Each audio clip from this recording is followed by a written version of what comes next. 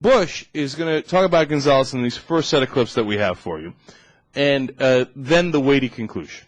The first one is the longest one. It's only like 1 minute and 20 seconds, but it's an opening into an interesting evolving of this evolution, I think maybe is the word I'm looking for. Evolution of this scandal. We'll explain after you listen to this great piece of English language from the president. First, of course, a question from a reporter. On the dismissal of U.S. attorneys, there have been allegations that political motivations were involved. Is political loyalty to your administration an appropriate factor? And when you talked to Attorney General Alberto Gonzales last year, what did you say and what did you direct him to do? Thanks, Kelly.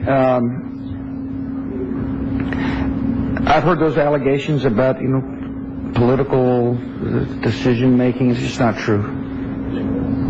Secondly, just so you know, I get asked, I get complaints all the time from members of Congress on a variety of subjects.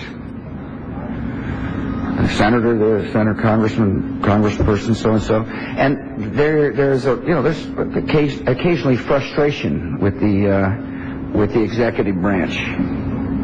And they will pull me aside and say, are you aware of this? Are you aware of that? And I did receive complaints about U.S. attorneys.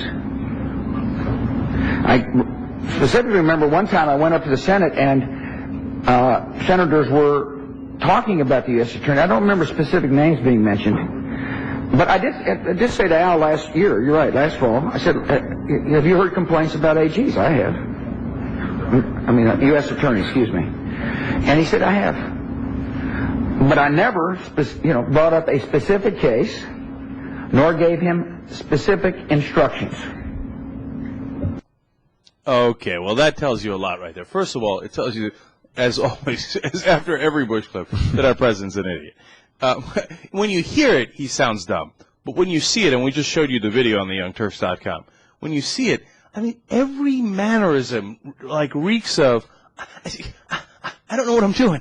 Yeah, it sounds like the little kid that says a monster broke the lamp in the living room. That's why we have Rick Overton on the show. That's a perfect analogy. He said, it wasn't me. It wasn't me. Okay.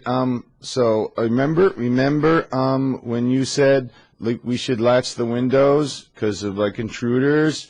So a monster came in and broke the lamp. Yeah, he's got that kid backpedal thing. There's no adult speech pattern that can fill in when he's cornered. He immediately reverts back to how he actually functions all day long. It astonishes me that people still go and ask him a question and expect an honest answer. What do you get when you ask a liar if he's a liar? He's going to protect himself and continue to do what succeeded for him, is lying.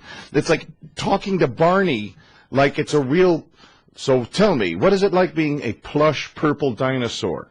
No, it's instead of what is it like being, a struggling actor sweating in 70 pounds of foam.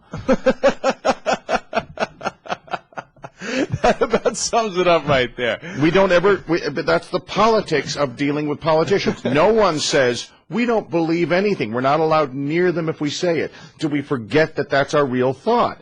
The whole time is that you're all lying, and now we have to do this weird minefield cakewalk dance to get close to a half-truth near you. No one just hits with an actual truth anymore. Nothing close. I have a decision. The way that he lied there indicates that he was very involved in the firings of these lawyers here in the Justice Department. Because he said specifically, I didn't mention specific names, and I didn't, talk about specific firings, okay? What that means is I mentioned specific names, and I told him who to specifically fire.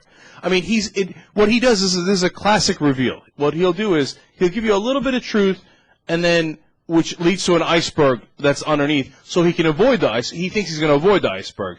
And a lot of times in the last 6 years, since the Republicans were in control, he was able to avoid a lot of icebergs. In politics, not in policy, obviously. No. In policy, he ran straight into all the icebergs. But right. In politics. But here, I don't think he's going to be able to avoid it. But so he says, look, did I talk about these prosecutors? Yes, I did. Okay. Now, when he gets involved in a decision-making like that, the only thing he cares about and this we've seen this over and over with the president, is never policy. Whenever it's policy, he's completely disengaged. Right. You remember the famous Hurricane Katrina's coming, the levees are going to be breached, and he's sitting there in Crawford like, yeah, okay, come on, get on with it, right? And he doesn't ask a single question, doesn't care. They bring him the September 6th warning in 2001, August 6th. Warning, Osama bin Laden determined to attack inside the United States. He goes, okay, yeah, you've covered your ass. Literally, that's what he says to the CIA person briefing him. He says, fine, you've covered your ass, and he goes back out to his vacation in Crawford. In policy, always disengaged. But when it comes to politics, fully engaged. And because he likes politics. He doesn't like actually running the country. But he likes the politics. He likes the game. He likes the game. He likes to win. And that's why he won in 2000 and 2004, because that's what he gets, his competitive juices flowing.